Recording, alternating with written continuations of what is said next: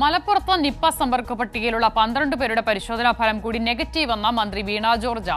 ക്വാറന്റൈനിലുള്ളവർക്ക് 21 ദിവസം തുടരാം. സമ്പർക്ക പട്ടികയിലുള്ള കുട്ടികൾക്ക് ഓൺലൈൻ ക്ലാസ് സൗകര്യമൊരുക്കുമെന്നും മന്ത്രി പറഞ്ഞു. തുടർച്ചയായ 3-ാം ദിവസവും പരിശോധനാ ഫലങ്ങൾ നെഗറ്റീവാണ്.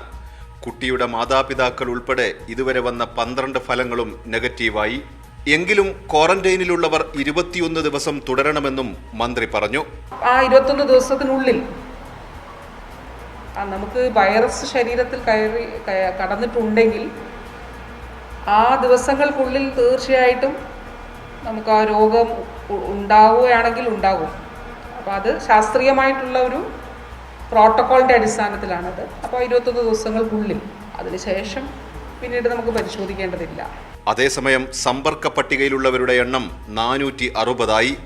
ആശുപത്രികളിലെ CCTV ദൃശ്യങ്ങളുടെ സഹായത്തോടെയാണ് 54 പേരെ കണ്ടെത്തിയത്. ഇന്ന് 460 പേരാണ് കോണ്ടാക്ട് ലിസ്റ്റ്. 54 പേർ കൂടി പുതുതായിട്ട് വന്നിട്ടുണ്ട്.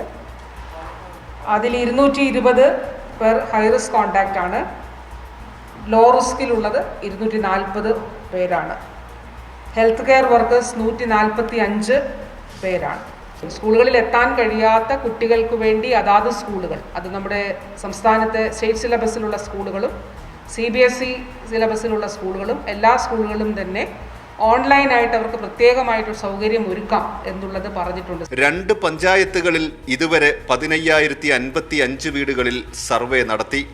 പാണ്ടിക്കാട് 6239 വീടുകളിലും ആനക്കയത്ത് 4860 വീടുകളിലും പനി സർവേ പൂർത്തിയായി. സാമൂഹ്യ മാധ്യമങ്ങളിൽ തെറ്റായ പ്രചരണം നടത്തിയ സംഭവത്തിൽ 2 പേർക്കെതിരെ പോലീസ് കേസെടുത്തു. സമ്പർക്ക പട്ടികയിലുള്ള കുട്ടികൾക്ക് വേണ്ടി ഓൺലൈൻ ക്ലാസ് സൗകര്യം ഏർപ്പെടുത്തുമെന്നും മന്ത്രി പറഞ്ഞു. കൈരളി ന്യൂസ്, മലപ്പുറം.